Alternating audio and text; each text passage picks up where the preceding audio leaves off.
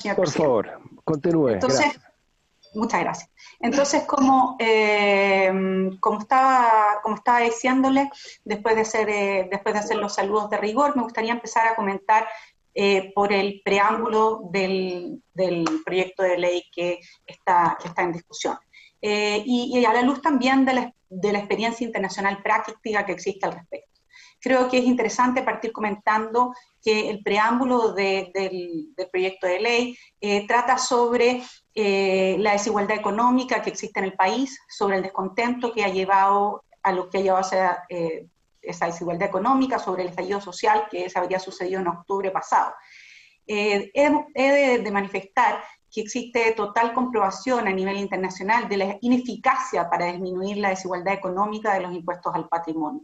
En los países donde se han establecido en derecho comparado impuestos al patrimonio, la desigualdad ha aumentado al tiempo que se coexistía con los instrumentos al patrimonio, resultando completamente ineficaces los mismos para contribuir a disminuir la desigualdad económica. También en la línea de lo que dice el preámbulo, ¿cierto? El preámbulo reconoce que existen una serie de instrumentos hoy día en nuestros sistemas destinados a los grandes patrimonios. Entre ellos, el impuesto territorial, el impuesto de herencia y donaciones, el impuesto de timbre estampilla. Sin embargo, se refiere solo a esos tres. Debo decir que hay otros tres que me parecen sumamente relevantes y la verdad mucho más importantes, que son la tasa máxima de 40% del impuesto global complementario, modificado según la última modificación en la reforma tributaria, y que puede llegar el segundo instrumento a nivel de 44 por 45, la carga tributaria en este segundo tramo en el sistema de integración parcial. Y finalmente el 1% de contribución que deben hacer los grandes proyectos de inversión. Creo que es muy importante entender que estos instrumentos por sí solos no son suficientes para eliminar la inequidad, pero por cierto, ellos conjuntamente con las transferencias a las cuales ya se refirió el ministro y no me voy a referir, son los que están destinados a producir una disminución de la inequidad. El endeudamiento público al cual se refiere el preámbulo ha disminuido mucho desde la fecha en que se presentó el proyecto, llegó a un 30% al final del mismo mes el endeudamiento público del mes en que se presentó el proyecto, y la DIPRES señala que llegará a 43,2% el año 2022, ya el endeudamiento público está en niveles que no estaban sino desde el año 1992. Creo que vale la pena referirse al carácter transitorio del impuesto. Esto es la idea de que este será un impuesto por una sola vez, porque esta idea de que este sería un impuesto por una sola vez se ha utilizado para desvirtuar muchas de las críticas que se ha hecho al impuesto de acuerdo con la experiencia internacional, diciendo que la experiencia chilena no sería igual porque este sería un impuesto por una sola vez. Sin embargo, creo que es importante reconocer que esto no es lo que ocurre en Chile y de hecho no es lo que ocurre en el mundo. Estamos llenos de impuestos que iban a ser por una sola vez, el impuesto a contribuciones de bienes raíces establecido en el terremoto de Chillán del año 39, el impuesto específico a los combustibles establecido en el terremoto del 85, los aumentos de impuesto primera categoría por periodos que se mantuvieron, los aumentos del IVA por periodos que también se mantuvieron. Lo mismo pasa en la hermana República Argentina, donde en el 2001 se estableció el conocido impuesto del cheque, y que todavía está ahí, y quizás mucho más importante, el impuesto al patrimonio, precisamente, que se estableció en España en el año 2012. También se dijo, para superar la crisis del 2009, también se dijo que iba a ser un impuesto por un solo año. ¿Y cómo no vamos a pensar que es así, señor presidente, si ya en la primera parte de esta sesión estábamos escuchando cómo se discutía un nuevo impuesto al 10% de la AFP, cuando en julio, hace 2 meses, dos meses antes de la presentación del nuevo proyecto, ya habíamos dicho, ya se había dicho y habíamos escuchado que este impuesto iba a ser por una sola vez. Se habla de que es necesario el establecimiento de este impuesto por ser urgente, por ser necesario para financiar una renta básica de emergencia. Sin embargo, los 30 días corridos que establece el proyecto de ley son 30 días corridos que entiendo que son un deseo del legislador potencial, pero realmente una imposibilidad.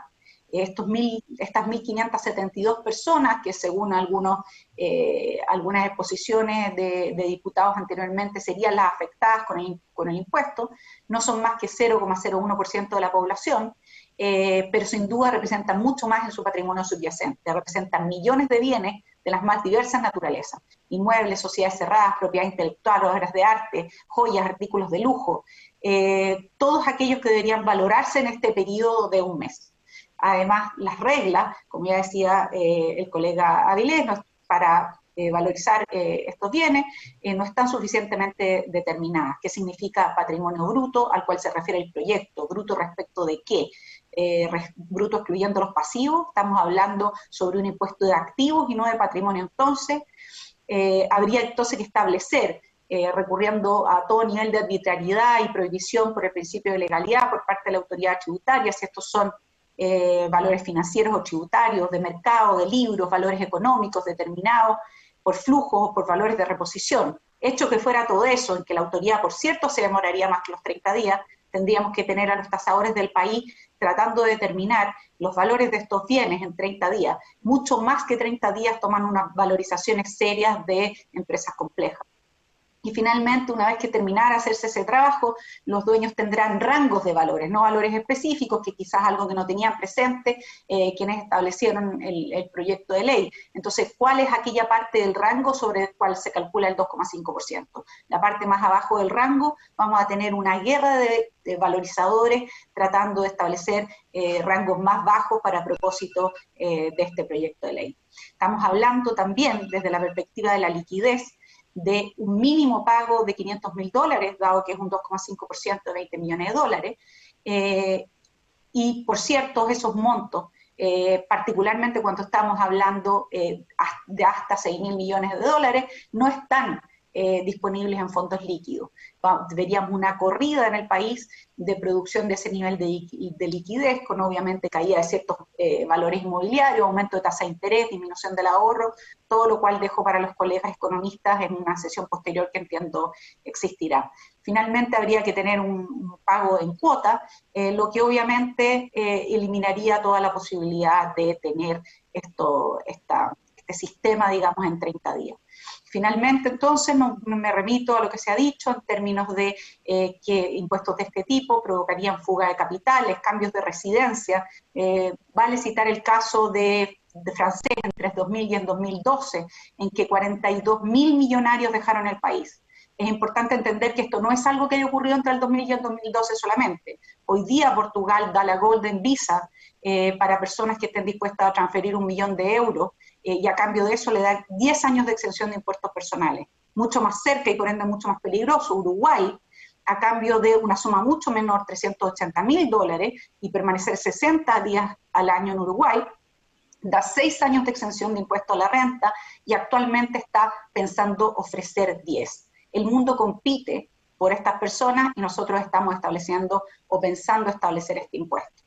El proyecto en particular tiene complejas características en cuanto a la calidad de su redacción, como ya dije, problemas con el establecimiento de qué es un patrimonio bruto, los mecanismos de valorización no están determinados, qué son flujos de caja descontados, son enfoques de mercado, son múltiplos, son enfoques de costo, cuáles son los parámetros, las tasas de descuento, los comparables, los supuestos.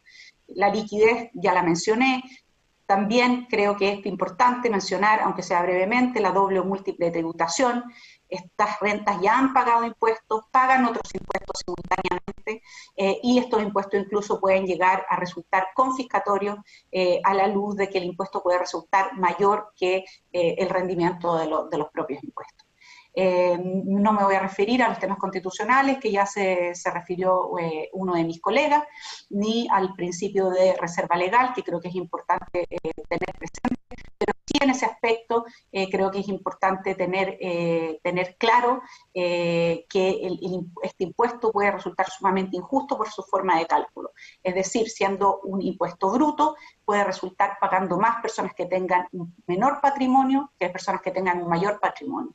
Me pregunto así si puede buscarse una justicia distributiva con un impuesto, una justicia distributiva para lograr mayor justicia con un impuesto injusto y discriminatorio. El corte al 31 de diciembre de 2019 parece francamente muy inconveniente. Estamos hablando de que podría afectar a personas que se han visto afectadas negativamente con la pandemia, pero no afectar a personas que se han enriquecido enormemente en este periodo. En términos de consideraciones finales, creo que es importante señalar que, como decía el colega Ugarte, el impuesto al patrimonio es posible estudiarlo bajo ciertas consideraciones, pero en el caso chileno no guarda concordancia alguna con el resto de nuestra legislación y nuestra tradición jurídica. Existen mecanismos mucho más sencillos que se han utilizado y que pueden agregarse para llegar fondos, como decía el colega Avilés y otros que no mencionó, y no solo a llegar fondos, sino que a llegar fondos de manera permanente. Los impuestos al patrimonio tienen enormes dificultades y contraindicaciones técnicas, y en particular este impuesto al patrimonio propuesto en particular tiene deficiencias que van mucho más allá de las deficiencias naturales del propio impuesto. Eso es. Muchas gracias, presidente. Muchas gracias a usted, a la abogada Macarena Navarrete, y ahora vamos a escuchar al abogado Francisco Safi.